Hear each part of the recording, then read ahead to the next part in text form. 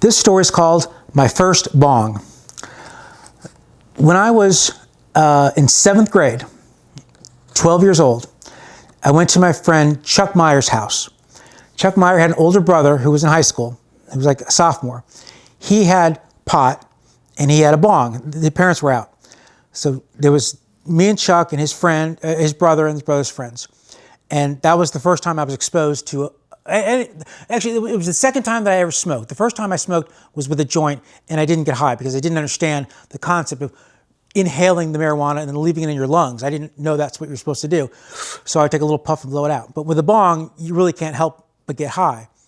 So I used this bong at my friend Chuck's house, and I got really high and I was really stoned, and I said to myself, I'm gonna buy myself one of these bongs. There was another guy at school, also named Chuck, who was selling bags, selling pot.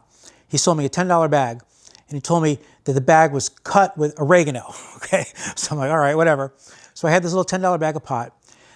I walked like 3 miles to this shop called Able Lock and Key. That was the name of the store, Able Lock and Key. You walk into the shop, on one side, it's a very small, narrow shop. There's locks and keys and hinges and all the things you expect to see in a locksmith. On the other wall was all the pipes and the bongs and the rolling paper and all the drug stuff. And there was a guy that worked there, a guy that owned the place. And here I am, 12 years old. And he's talking to me, he's telling me about, all the doctors and all the lawyers that come in here and buy all the stuff. You know, he's like, exposing people for coming in and buying this marijuana stuff. He had this one bong. He called it a Pong bong, P-O-N-G, Pong bong. It was about 4 feet off the ground, and it had 5 plastic tubes, clear plastic tubes coming out of it.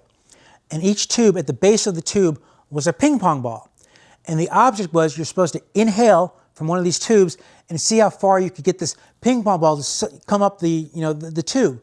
And he said, after a while, you don't even care anymore how far the ping pong ball goes up. So that was the pong bong. But I didn't buy the pong bong. But I did buy a bong that was about this big, plastic in those days, it wasn't glass, had a metal stem and a little metal bowl, like you can imagine bong in the 70s. It was like yellow or orangish. I brought it home. I stuck it in a drawer in my dresser. It was the bottom drawer where my sweatshirts and sweatpants were. I stuck it in the back of the drawer behind all my sweatshirts and sweatpants. I came home from school a couple of days later, maybe a week later. I walk into my room and the bong is not in my drawer, but is actually sitting on the top of my dresser. I'm like, oh my God, what the hell happened? I thought that I must have moved it and forgotten. I didn't realize that my mom had done this. So I immediately put it back in the drawer. And I come out, and my mom says, I found that thing in your drawer. I was cleaning. She said she was cleaning. Well, I accepted it at that time. But years later, I thought about it. I'm like, you know what?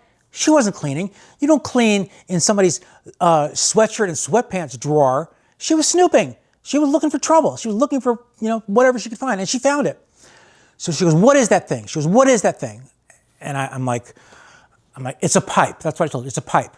And here's what she said. She goes, what kind of cigarettes do you smoke in that pipe? I'm like, cigarettes? I'm like, Mom, what are you talking about? I had this image in my mind of somebody taking a joint and stuffing it into the stem and lighting it, like a joint. What kind of cigarettes do you smoke with that pipe? So she goes, wait till your father gets home. Wait till your father gets home. And my father came home. I got called into his bedroom, and he gives me this lecture, okay?